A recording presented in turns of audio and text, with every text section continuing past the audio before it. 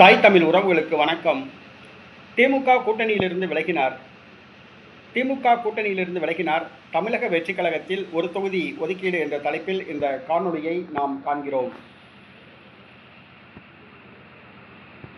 திமுக கூட்டணியிலிருந்து விலகினார்.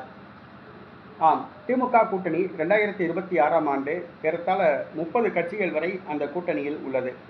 சீட்டு கிடைக்காத அதிருப்தியில் ஒரு கூட்டணி கட்சி தலைவர் திமுக கூட்டணியிலிருந்து விலகியுள்ளார்.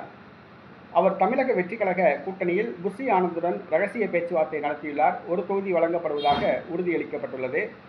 அதன் காரணமாக திமுக கூட்டணியிலிருந்து விலகி தமிழக வெற்றிக் கழக கூட்டணியில் போட்டியிடுகின்றார். அவர் யார் என்று சொன்னால், கொங்கு இளைஞர் பேரவை தலைவர் தனியரசு. கவுண்டர் சமுதாய கட்சி தான் இந்த கொங்கு இளைஞர் பேரவை. அதிமுக கூட்டணியில் 2016ஆம் ஆண்டு போட்டியிட்டு வெற்றி பெற்றவர். 2021ஆம் ஆண்டு அந்த தொகுதியில் அவருக்கு சீட்டு ஒதுக்கப்படவில்லை.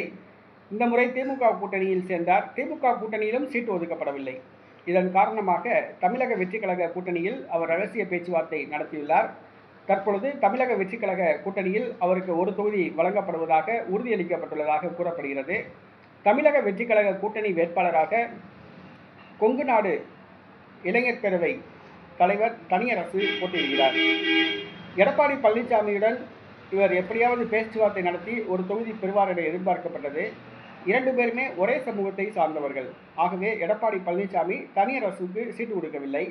திமுக பக்கம் போனார். செந்தில் பாலாஜி கோயம்புத்தூர் தொகுதிகளெல்லாம் அவர் கட்டுப்பாட்டில் உள்ளது.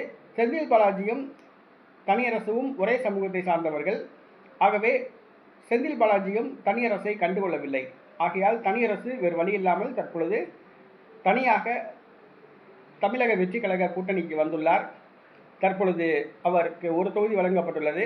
போட்டியிடுவார் என கூறப்படுகிறது. வெற்றி பெறுகிறாரா என்பதை நாம் பொறுத்திருந்து பார்ப்போம். அதிமுக கூட்டணியில் தான் அவர் போட்டியிட்டு ஜெயிச்சிருக்காப்புல. இப்போ அதிமுக திமுக கூட்டணியில் அவருக்கு சீட்டு ஒதுக்கலை. தமிழக வெற்றிக் கழக கூட்டணியில் அவருக்கு வெற்றி வாய்ப்பு எப்படி இருக்குது அப்படின்னு சொல்ல முடியாது. பொறுத்திருந்து பார்ப்போம்.